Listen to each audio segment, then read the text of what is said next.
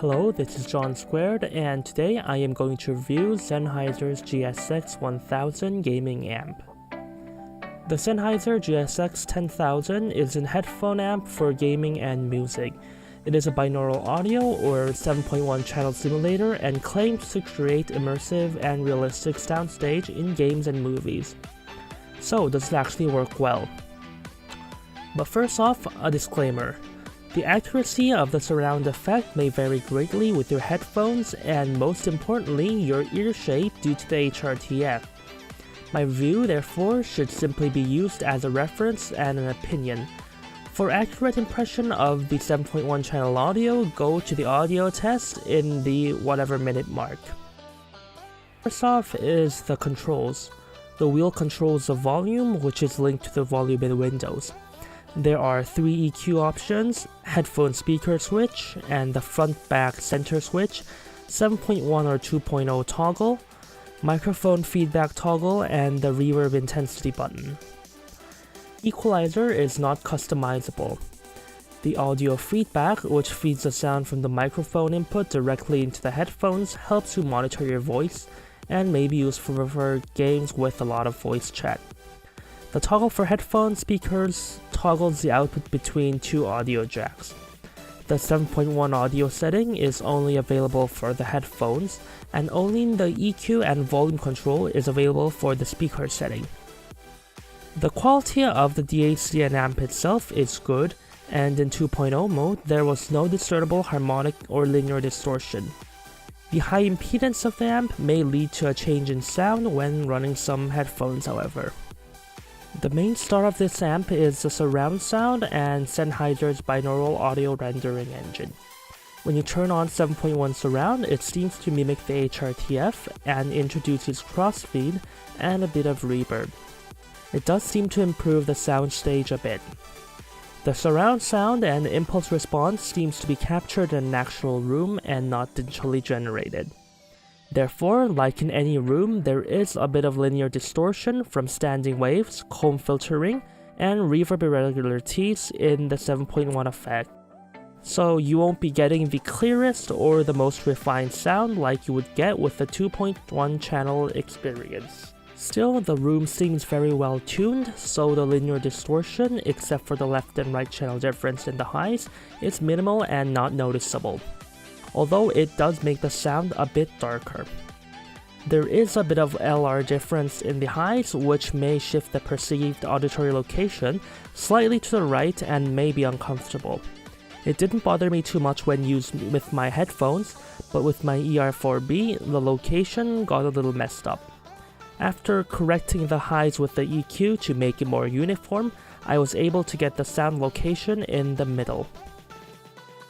By testing a few headphones and earphones, what was apparent was that the more headphones are able to naturally interact with your ears, the better they were at creating a surround image.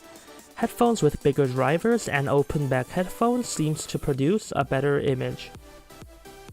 There are 3 reverb settings. The first is minimal reverb and is turned on automatically when the surround sound is on. The second and third stage are stronger reverbs. The stronger reverbs increases the sense of soundstage and is subtle and not overwhelming and doesn't muddy the sound too much. The reverb effect is very nice and pleasant and natural. The reverb is consistent over the frequency range and has few peaks and dips in the bass, like it was captured in a well-tuned and well-diffused room. The overall result of the 7.1 and reverb is a surround effect that doesn't affect the sound signature of the music or game too much, which is very nice considering many other solutions alter the sound significantly. In gaming, the positional audio is very good and gives a fairly accurate representation of where the sounds are coming from, and creates quite a bit of distance between your head and the sound source, as if it's coming from somewhere else other than your headphones. The reverb increases the perceived room size and will improve your immersion quite a bit when playing games. This is very good for immersion, but how this may help you when playing very competitive games is debatable, as some people may prefer the more detail in their sounds and can only be good as the game allows. The front and back setting, when selected, changes the volume quite a bit. It becomes louder at the front and quieter at the back. For the auditory location, it didn't change too much for me, and what little change that happens seems to be placebo. But then again, your experience may vary greatly on your ears and your headphones. In conclusion, there is a bit of linear distortion and left-right mismatch in the 7.1 setting. The significant change to volume when changing the setting was startling. Also, the rather expensive price of the amp makes it less recommendable. However, the good part is a relatively distortion-free 7.1 effect and a well-tuned reverb, making one of the most compelling sound stages. This leads to increased immersion when playing games and expands the surround depth when listening to music. This will make this amp worth it to those who want a lot of immersiveness in games or would like to simulate surround sounds with headphones. I will compare this soon to a Creative Sound Blaster X5 if my budget allows to, so if you liked it, please like it and subscribe. This was John Squared, and thank you for watching. That was a part of me talking about, well, how it sounds, and now it's time to hear the sound for yourself, which may be more important to your purchasing decision.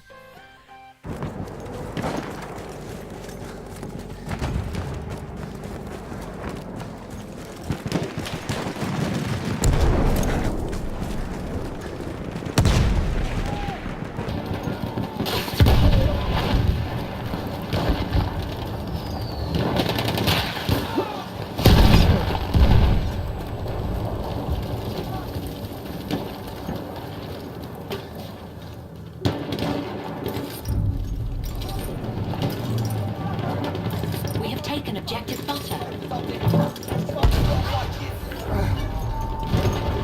We have lost objective Freddy.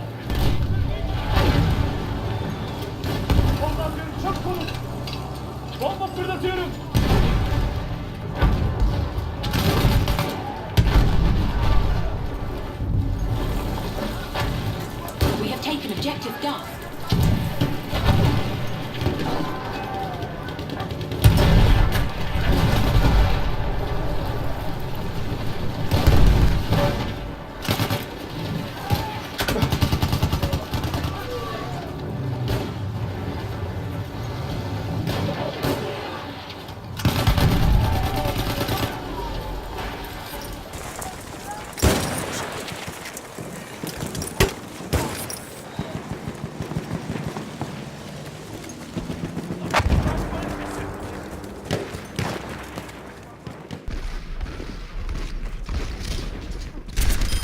Tactical necessity.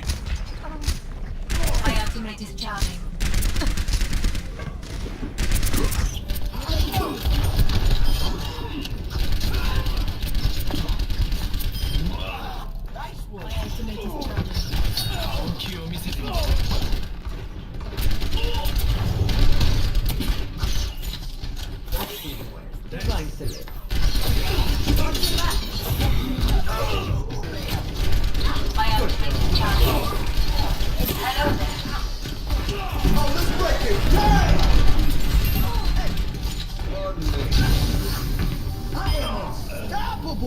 My ultimate is charging.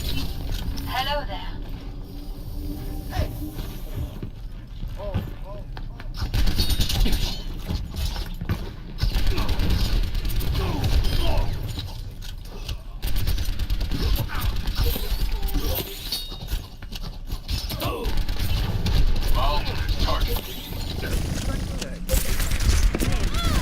Thank you.